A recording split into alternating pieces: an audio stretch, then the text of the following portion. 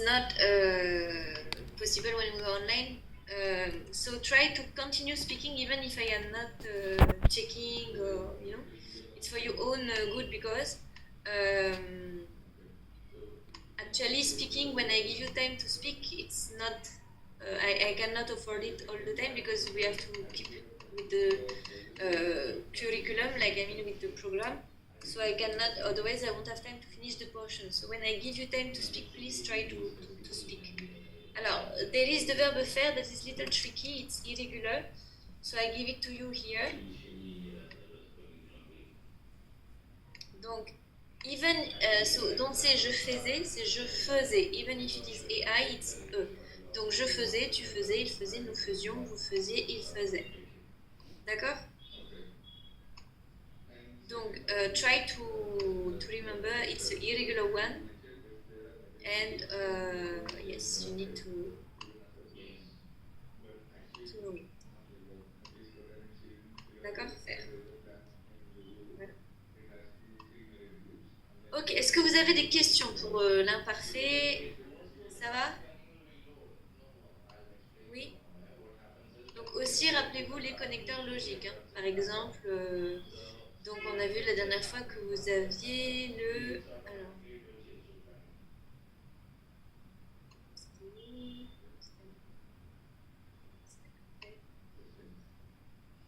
voilà. Donc vous pouvez dire le il y a 10 ans, je vivais à Bangalore. Donc 10 years ago, I was living in Bangalore. J'ai vécu en Inde pendant 10 ans. For 10 years, I was living in India. Depuis 2016, je suis en Inde. So since 2016. Voilà, donc avant et quand. Donc you remember, hein, so this one mostly you will be using the past tense. Remember, le il y a, in that context, it's not there is or there are. When you put a date, it means ago. D'accord? Oui, ça va? Ça va tout le monde? Alors, je vous donnerai peut-être d'autres exercices pour les connecteurs logiques pour pratiquer un petit peu pour les indicateurs temporels. I just have one question, ma'am. It's like, you told me, right, your aimé, I used to like, right? Can I also say instead of j'aimais, can I say j'étais aimé? Is that okay? Or? No. Because you cannot say j'étais aimé, it was like, yeah, even in English, I don't even know how to translate that. Si j'étais aimé, it doesn't mean it, because it's like I was liked playing football. Yeah, I would say like this. It's how it will sound in English.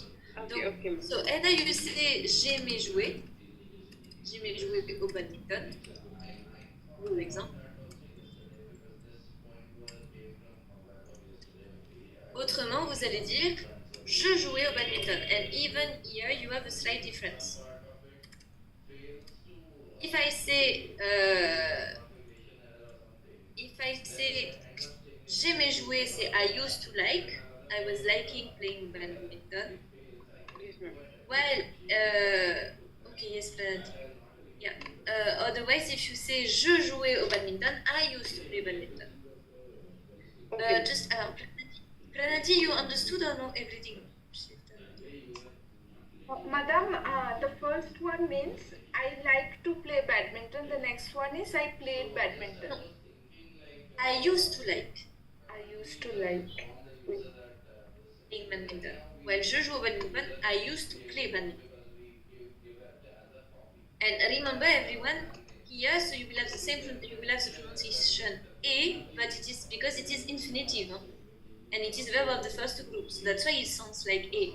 But for example, you can also say j'aimais faire la cuisine. So here you can see that it is more infinitive form. J'aimais faire la cuisine. Remember that you cannot conjugate two verbs together, right? Donc either c'est je cuisinais ou j'aimais cuisiner. Ou j'aimais faire la cuisine. Ça va tout le monde? Oui. Question. Why not say faire de la cuisine? Just faire la cuisine? Alors, faire de la cuisine, because faire de la cuisine, it means some cooking, but not everything. While faire la cuisine, it's globally, I like to cook. Oh, okay, got it. Par exemple, j'aime faire de la cuisine chinoise. So, if you say de là, you will have to precise which type of cuisine you like to do. Par exemple, j'aime faire de la cuisine chinoise. Ah, J'aime d'accord. faire de la cuisine indienne. But if you say j'aime faire la cuisine, it means globally, I like to cook. D'accord, merci madame. Très bien. Alors, est-ce qu'on peut passer au dossier 8 du coup? C'est bon? Oui? Ah, un petit.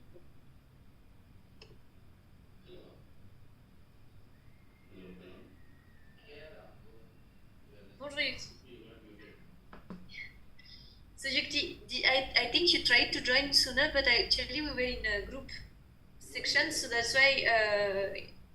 And then when I wanted to put you in a group, you left. Can you hear me? Yes, ma'am. Actually, facing a lot of power problem today. Yeah, even here. Yes, there is power cut going on. So. Yeah. Did you understood the imparfait last time? Oui, c'est bon? So we are doing an exercise of imparfait. Now we will start leçon, donc dossier 8. Donc là, on va passer au dossier 8. Tout le monde. Alors, dossier 8.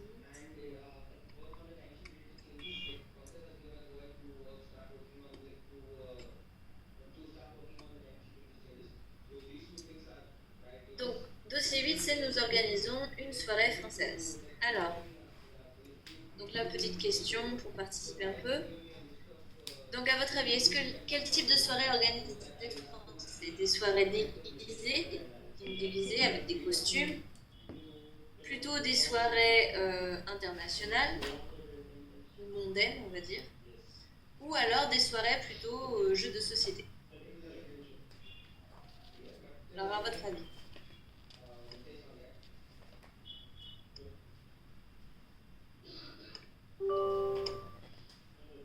Quel type de soirée?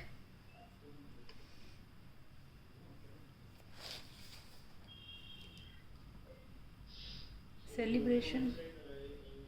Oui, alors soirée, oui, mais quel type? Plutôt des soirées déguisées, des soirées internationales ou des jeux de société? They are having some disguise and all those things. Alors, oui, mais c'est rare.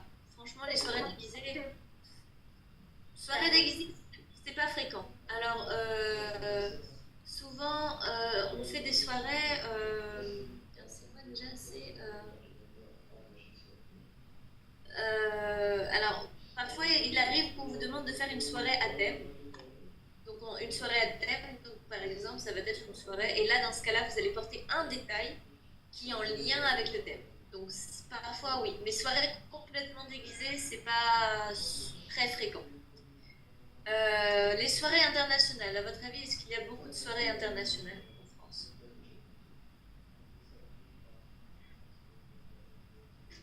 En France, oui, en Inde même. Alors, en France d'abord. Oui, je pense il y a beaucoup de soirées internationales. Alors, les autres, vous êtes d'accord ou pas? Est-ce que vous pensez qu'il y a beaucoup de soirées internationales en France? Est-ce que les Français parlent bien l'anglais? À l'université, peut-être. Alors, ça reste en fait dans des cercles fermés. Cercles fermés, close circle, d'accord?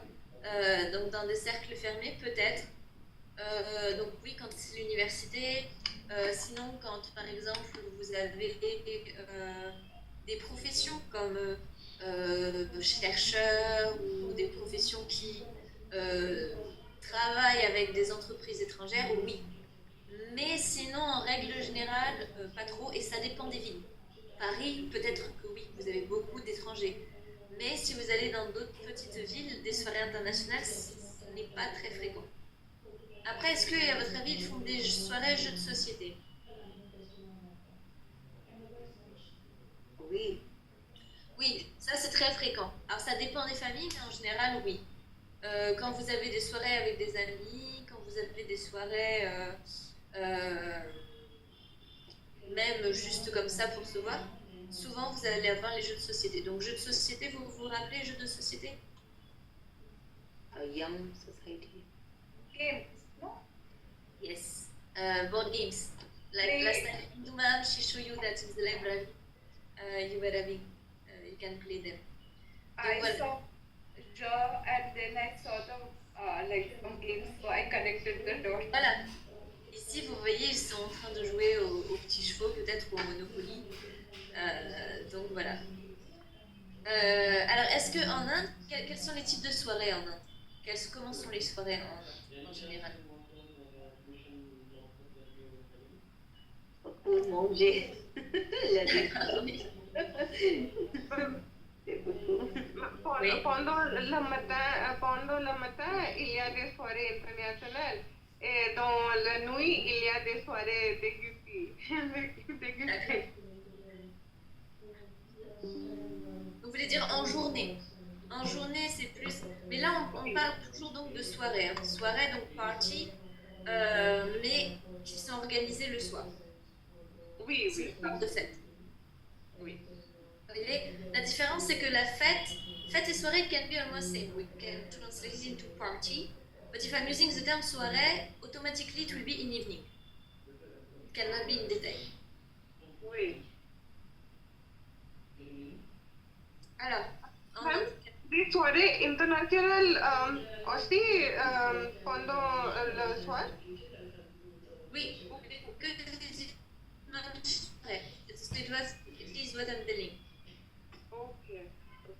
Si autrement vous dites un repas international, une réunion internationale, une fête internationale, but soirée automatically means it will be in it. Oui. D'accord, madame. Madame, Alors, est-ce que quelle autre soirée? des soirées cinéma, Oui, d'accord. Des soirées cinéma, très bien. Oui, en Inde, vous faites beaucoup de soirées cinéma. Est-ce qu'il y a autre chose? des soirées du parent, non parents, famille. En famille? Oui.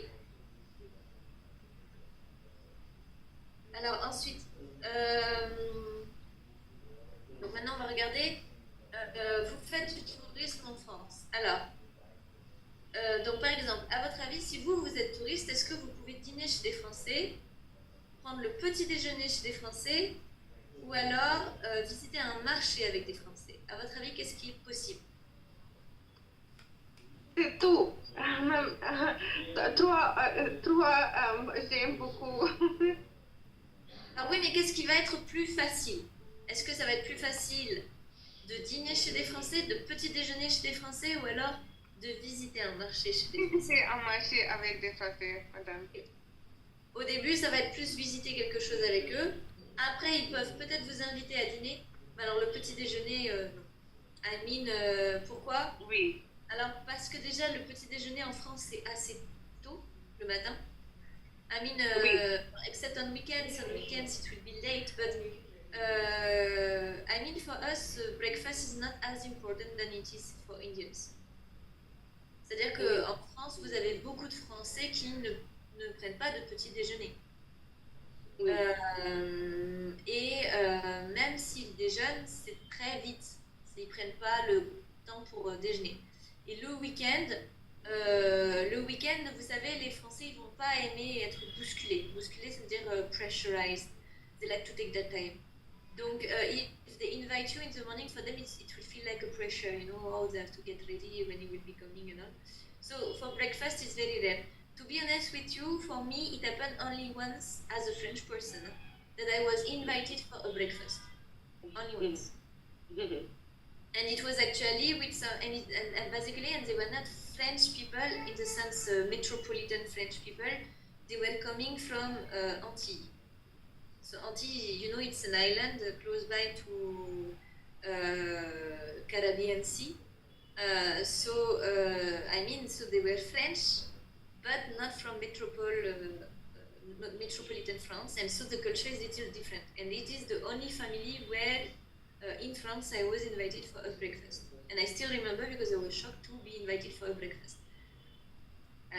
Donc, you can stay. So see, what can happen is like you go for holidays with French friends, and so obviously when you get up in the morning, you will all have breakfast together. And still, in France, they won't be waiting for you for the breakfast. You want to sleep, you sleep, and you have your breakfast whenever you want. It's not something that we like to share all together. D'accord? C'est pas. Donc, même si vous partez en vacances, donc le déjeuner et le repas du soir, oui, on est tous ensemble, mais le petit déjeuner, c'est chacun son rythme. Chacun son rythme, you understand or no? Chacun son rythme. Normal. Et donc, chacun son rythme, it means like on your own rhythm. Like in the sense own speed. You choose whenever you want to do the things. D'accord? Qu'est-ce que j'ai dit? C'était à son propre rythme. Propre rythme. To remember, you think about music. Le rythme, it's what defines the music, right? The beats. And so in France, we use it also for when you express about a routine, at how you plan everything and the duration you take to do everything, we call it le rythme. Le rythme de vie, par exemple, le rythme de vie.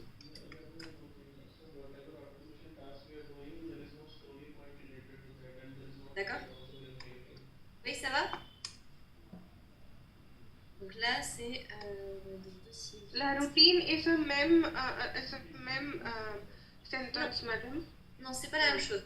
Si la routine, c'est des activités. Le rythme, c'est la vitesse. Oui. D'accord? So basically, they are related to each other. But when you speak in terms of rythme de vie, avoir un rythme de vie intense, it means you are someone, for example, who is in a hurry all the time because you have lots of things to do, you have to do everything fast. Voilà, un rythme de vie posé, voilà, you take your time. D'accord? Donc nous organisons une soirée française. Nous organisons.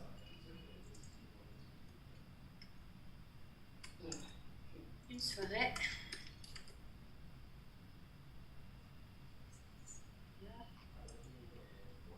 Ça c'est le dossier.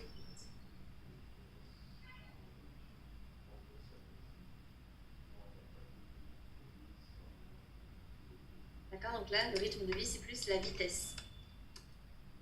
The speed.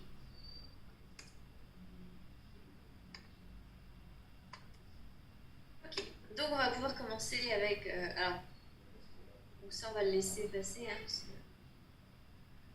alors voilà, histoire d'étudiant. Donc par exemple, ici, on va d'abord commencer avec parler de notre apprentissage du français. Donc là, vous allez utiliser... À votre avis, qu'est-ce que je vais utiliser comme temps?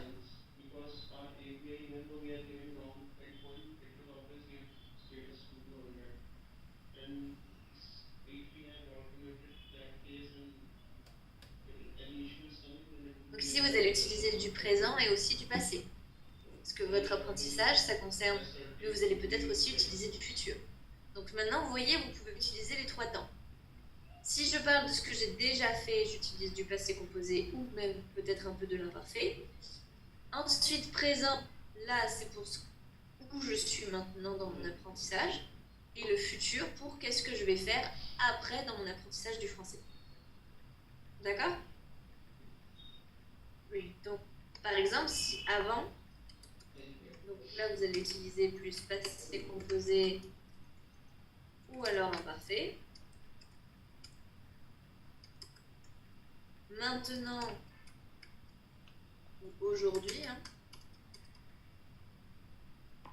désormais, si vous vous rappelez, plus présent. Et donc plus tard, ou plus tard, later, après, plus futur. D'accord, ça va? Donc maintenant, vous voyez, vous êtes capable de parler d'une progression dans le temps. Donc, on va d'abord commencer avec... Ah pardon, je vous ai montré le document. Donc voilà. Là, on a ça.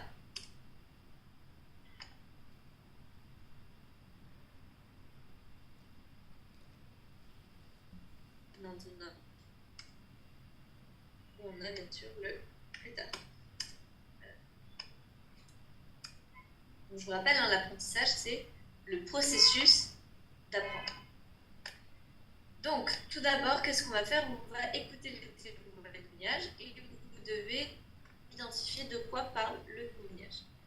Essayez d'identifier la nationalité de Mauricio et l'identité de Léane, le nom de la ville et de leur école de langue. D'accord? Donc, je vous mets l'audio.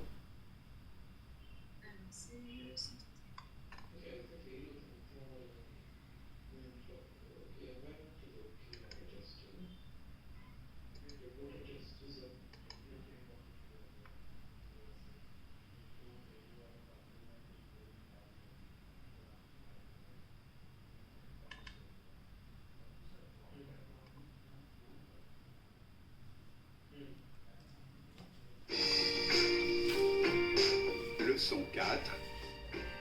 Retour aux sources. Activités 5, 6 et 7. Stéphane Lac. C'est pas le bon, sorry. C'est 5 à 2.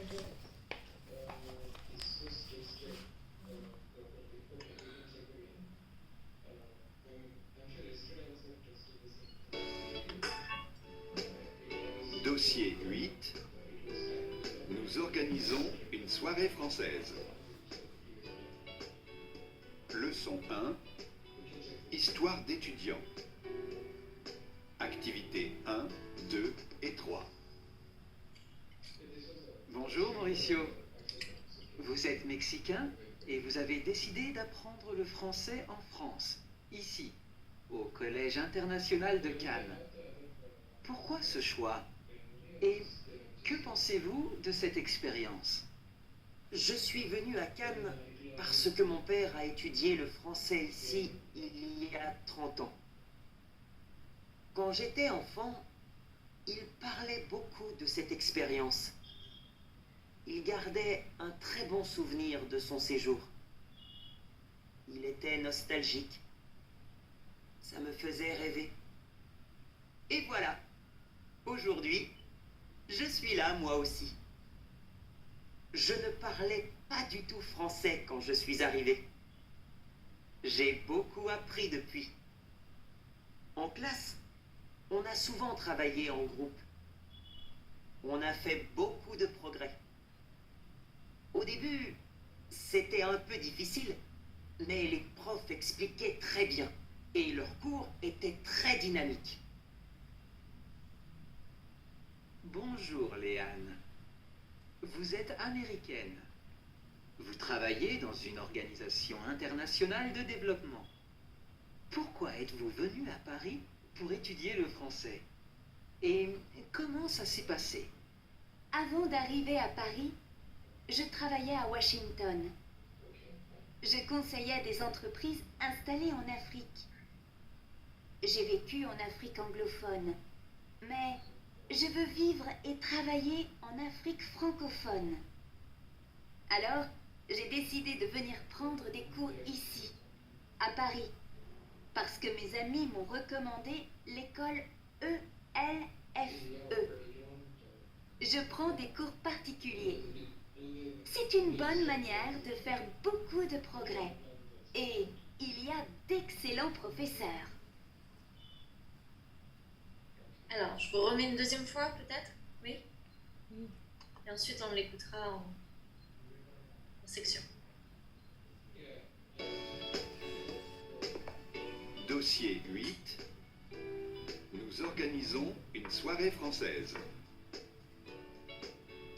Leçon 1. Histoire d'étudiants. Activités 1, 2 et 3. Bonjour Mauricio. Vous êtes mexicain et vous avez décidé d'apprendre le français en France, ici, au Collège international de Cannes. Pourquoi ce choix? Et que pensez-vous de cette expérience? Je suis venu à Cannes parce que mon père a étudié le français ici il y a 30 ans. Quand j'étais enfant, il parlait beaucoup de cette expérience.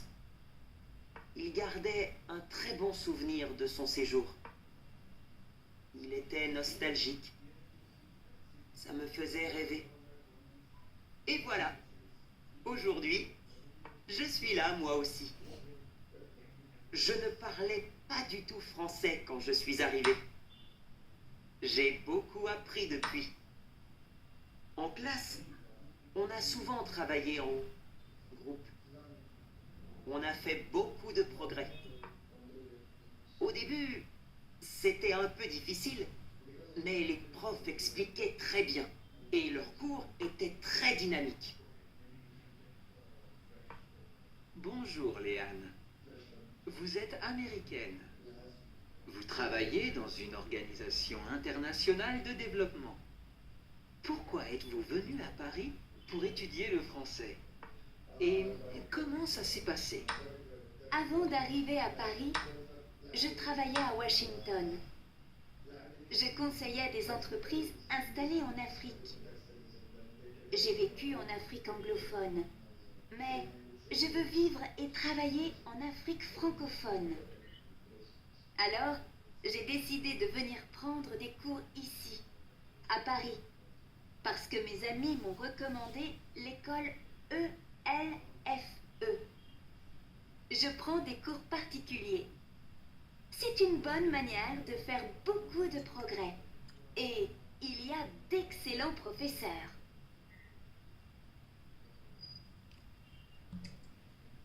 Alors, si je prends donc maintenant Mauricio. Quelle est sa nationalité, Mauricio? Il est mexicain. Très bien, donc Mauricio. Nationalité et université. Alors, Mauricio, on a dit il est mexicain, très bien. Et Léane? Elle est American. Très bien. Donc il est mexicain et elle est américaine.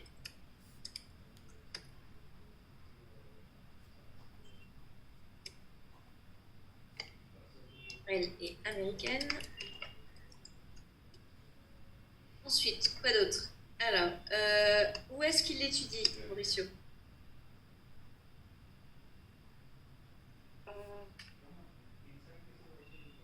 Abil Khan. Sorry, ma'am. Can. Oui.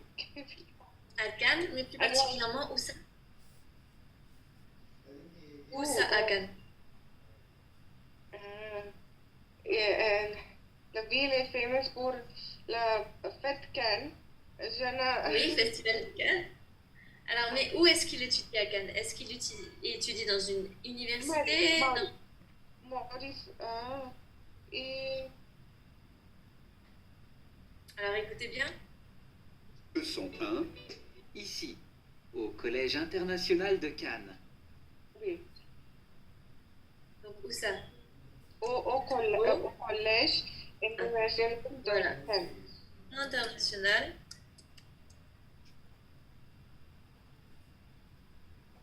De Cannes. Léane, elle? Collège international de développement, OLFO. Très bien. Donc. Alors, et dans quelle ville? À Paris. Très bien. Donc, je vous le remets. Écoutez bien tout le monde pour Léane si vous n'avez pas écouté. Venu à Paris pour étudier le français. Et comment ça... Vous travaillez dans... Bonjour Léane. Vous êtes américaine. Vous travaillez dans une organisation internationale de développement. Pourquoi êtes-vous venue à Paris? Donc là, c'est elle travaille. Mais on veut savoir où est-ce qu'elle étudie. Donc, elle travaille dans une organisation internationale. Oui. De développement.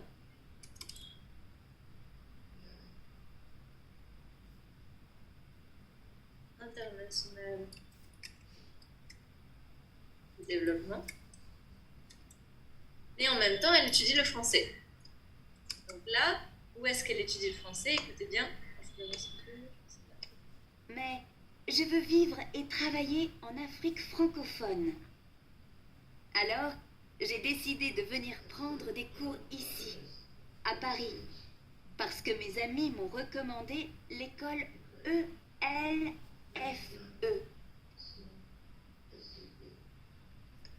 Et donc, elle, qu'est-ce qu'elle fait ici? Elle prend des cours de français à l'école ELF.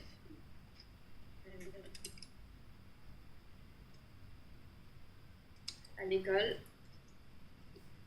ELFE de Paris.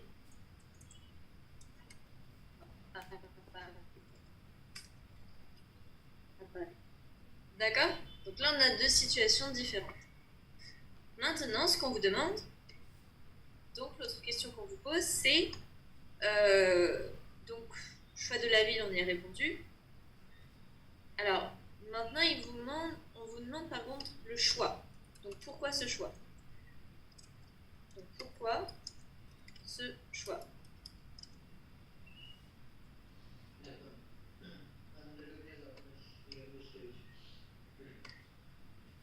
Pardon. Alors, je vous remets l'audio. Écoutez bien. Pourquoi Mauricio étudie à Cannes? Vous avez décidé d'apprendre le français? Histoire d'étudiant. Activités 1, 2 et 3. Bonjour Mauricio. Vous êtes mexicain et vous avez décidé d'apprendre le français en France, ici, au Collège international de Cannes. Pourquoi ce choix? Et que pensez-vous de cette expérience? Donc, quelle est la question que pose le journaliste? Pourquoi ce choix? Pourquoi ce choix? Je suis venu à Cannes parce que mon père a étudié le français ici il y a 30 ans. Alors pourquoi? Parce que son père étudiait le français là-bas il y a 30 ans. Très bien. Parce que son père qui a étudié le français il y a 30 ans. Très bien. Maintenant, pourquoi est-ce que Léane, elle, étudie le français? Alors, écoutez bien. Léane? Avant d'arriver à Paris, je travaillais à Washington. Je conseillais des entreprises installées en Afrique. J'ai vécu en Afrique anglophone, mais je veux vivre et travailler en Afrique francophone. Alors, j'ai décidé de venir prendre des cours ici. Donc, pourquoi est-ce qu'elle apprend le français, elle? Après, ton ami t'ont recommandé l'école LFA, elles font le cours. Alors, oui, donc Elle travaille en Afrique francophone. Voilà. Donc, Pardon. Elle travaille en Afrique parce qu'elle a travaillé en Afrique anglophone, mais elle veut. oui, non. Qu'est-ce qu'elle veut?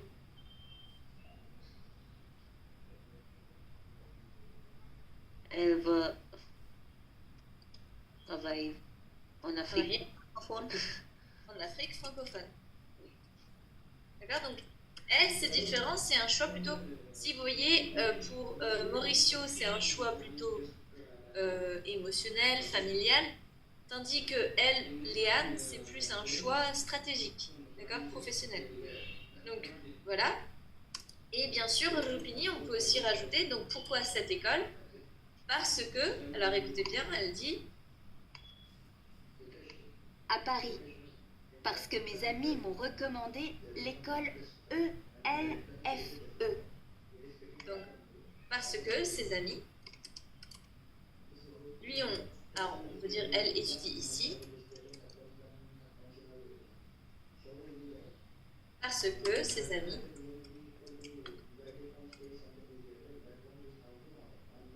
lui ont recommandé l'école ELF. Donc ici, en fait, on a deux, ça dépend de quelle question. Pourquoi le français? Donc, elle apprend le français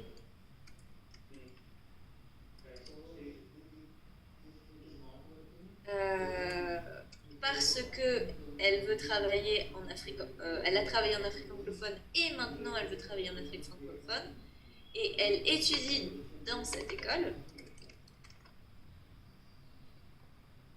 parce que ses amis lui ont recommandé l'école ELF. Ça va? Madame, j'ai une question. Oui. The father, can we also say son père étudiait using imparfait? Alors, oui, du coup, use parce que son père étudiait le français ici il y a 30 ans. Oui, here it won't change lots of things. You can. See, when so we were speaking about it actually when we were doing the activity with Ananda, and I was telling her that actually most of the time, see, when you express a duration and you just want to focus on the experience the person have, you potentially go more for passé composé because you don't want to insist on the habit thing. You want to insist only on the experience. Donc, for example, if I'm asking you, est-ce que tu sais jouer au foot? Do you know how to play football? In that case, you want just to show that you have experience. You will say, oui, j'ai joué au foot pendant 15 ans. Yes, I played football for 15 years. At that time, you won't say, je jouais au foot pendant 15 ans. Because I don't want to insist on the... I'm not describing what I was doing during these 15 years. I'm just insisting on the experience I have. D'accord? So, imparfait, mostly when you will be... still, I can play football, right? Well, if I'm using imparfait, see, most of the time when you use imparfait, it means you really have a break between past and present. And also, imparfait, you use it more when you want to describe the context. So when it is very important, to place all the things how they used to be at that time. Now, if I just want to speak about an experience and I don't really care how it was at that time, I just want to say I did this, I did that.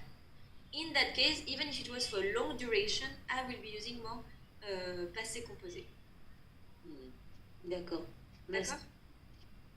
Donc, si vous voulez un petit tableau récapitulatif, hein, on peut faire ça. Imparfait. Et ici,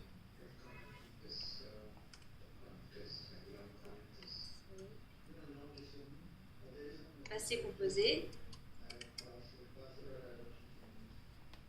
Donc l'imparfait, ce sera beaucoup plus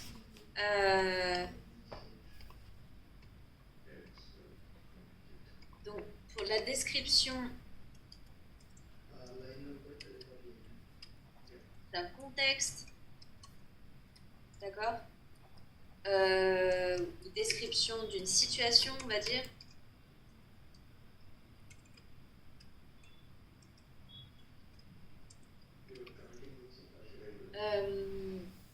Description d'une personne.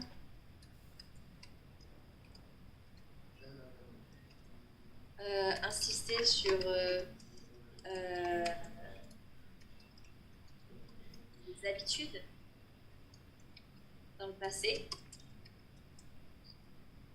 Mais surtout des choses qui n'ont plus d'impact, on va dire, sur le présent. D'accord? C'est-à-dire que ce que je vous disais vraiment, il y a une rupture entre le passé et le présent.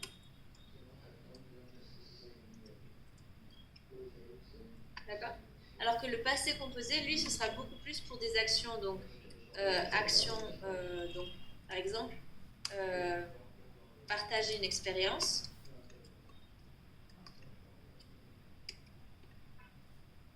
D'accord? J'ai fait ci, j'ai fait ça. Even if it was for a long time, I'm just enumerating what I have done. D'accord?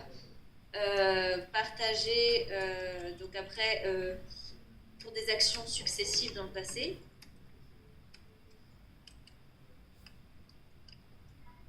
Et actions qui ont encore un impact sur le présent.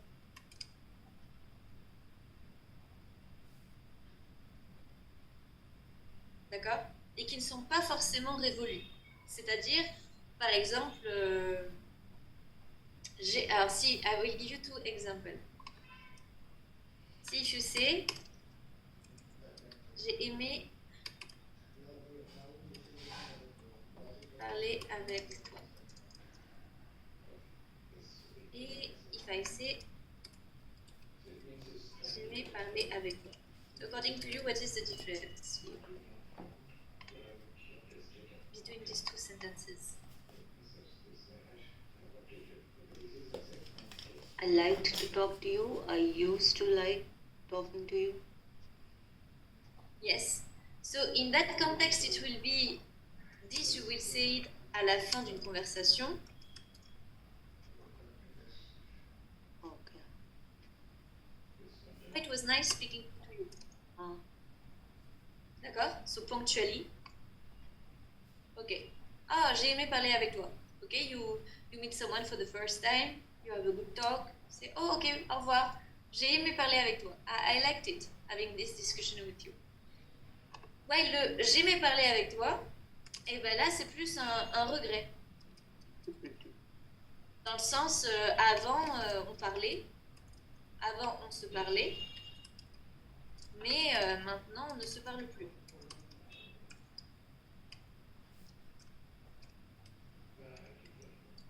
In the sense, so this type of sentence, you can use it as when you're not friend anymore with someone, or when some distance came between 2 people who were friends, or after a breakup, or, it's in the sense, there is a break between present and now. Well, le j'ai aimé parler avec toi, it can happen again. I'm not saying we won't speak again. I'm just saying, oh, that moment was great. Here, it's plus a regret.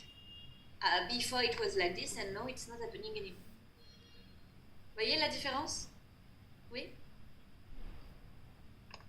Et donc là, généralement, pour des actions un peu plus...